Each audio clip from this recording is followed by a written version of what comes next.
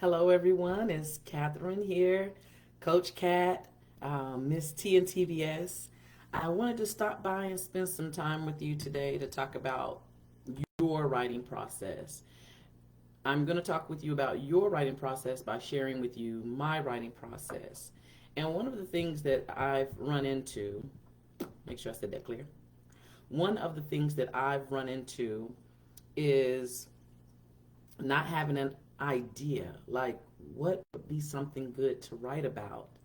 What would be something good to write about that people would want to read?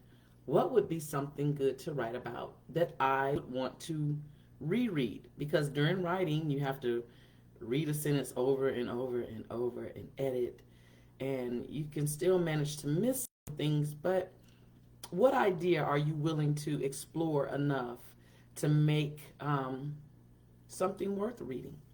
So for me, I find inspiration in many things.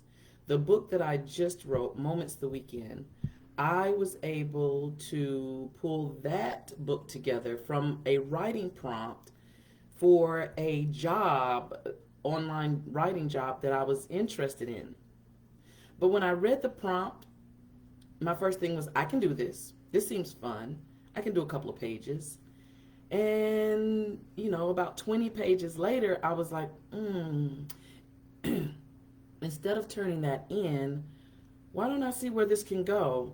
And that's what writing on that writing prompt did for me. So I began to really pay attention to when an idea entered my mind, when would I be able to stop it? How long will it go? Will I be able to explore this idea enough? Will I get bored? Yeah, the other day I posted I had more questions than answers, and so that's some of the questions that I had was, can I write the story long enough to make it make sense, to make it interesting, for me to want to read again, and for potential readers to want to pick it up and become a fan of my work. Another time I was washing dishes, and out the window as I'm washing dishes, I see two deer go. Actually, they're just walking in the backyard. They're just going back and forth, chewing grass, looking around. I feel like they may be looking at me. Maybe we're making a connection. I don't know. But I thought, this is such a pleasant view. I mean, I'm in the house. So these wild animals may stomp me when I go out there. I don't know what deer do, but, I watched enough Disney, and it seems like the animals are well behaved in Disney. So in my window, washing dishes, looking at the deer, I decide, what if there was a fence? The yard doesn't have a fence at this time. Other yards around us have a fence, but not this yard. So these deer are able to just wander in and eat our sweet grass and graze in our yard and enjoy themselves. And I enjoy seeing them because I look outside for them, and I don't always get to see them, so when they come out, it's always a treat. But I thought, how long could I write a story about a fence coming? Whose perspective would I write it from? Would I write it from my perspective? I could. I could talk about how my friends, the deer, come and visit me, and if the fence goes up, when the fence goes up, it could block them out. What could make it where my friends could still come in? I could make an opening, a deer opening in the fence, and they could always come in this yard and graze. Or I could tell it from the perspective of the deer.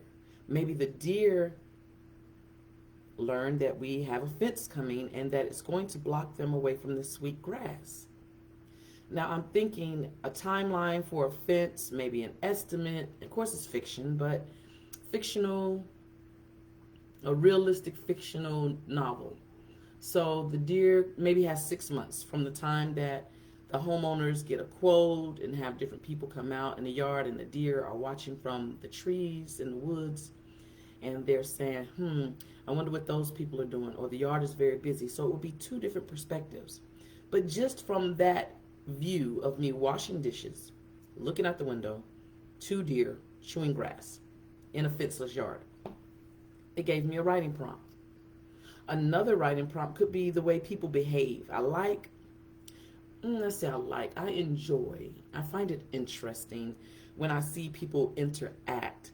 And especially because I have my own ideas of how certain people are supposed to behave. Like if you are in a romantic relationship, I look for those clues.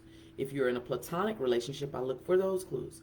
If you're mom and daughter, son and father, I look for those signs. How do you care for people in certain categories?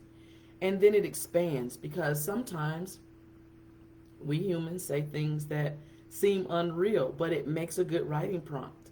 So if someone says, I think you stole my shoes, stole my item. I didn't steal your item. Well, you were right there.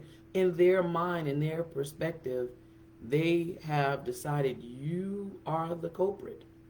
And in me watching this interaction, maybe I know, maybe I don't know, but I'm watching television in a sense. But these are real people that I'm watching, whether I'm sitting at a bus stop or waiting in line somewhere.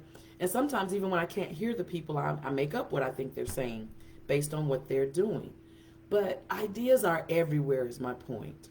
They're while you're washing dishes, they're while you're driving, they happen when you're on the phone, they happen when you're watching TV, they happen when you read, they happen when you hear a song. They happen in moments.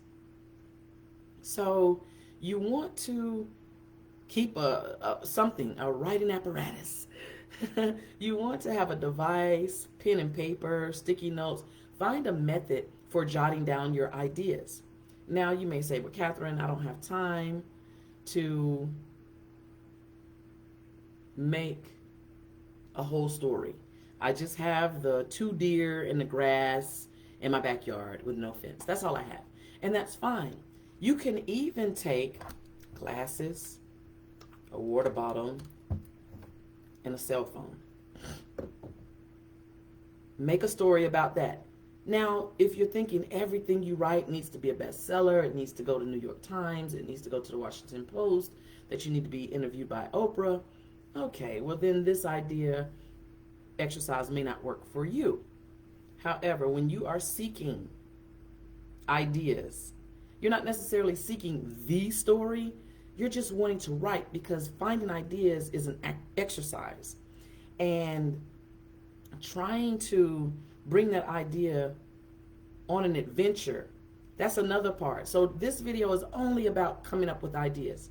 So get a writing apparatus, find a way to store your ideas, write them down, and I'll tell you how to use them in a future video. Thank you for tuning in today. This is about just getting ideas of what to write. Okay? See if you're telling a story to your grandchild. Maybe you made up something. That's a story. The idea came from your grandchild. Okay? So today I want you to just look around for ideas, and even if you just jot down what a promising title of a story might be. It's an idea. Until I see you next time, have a super day.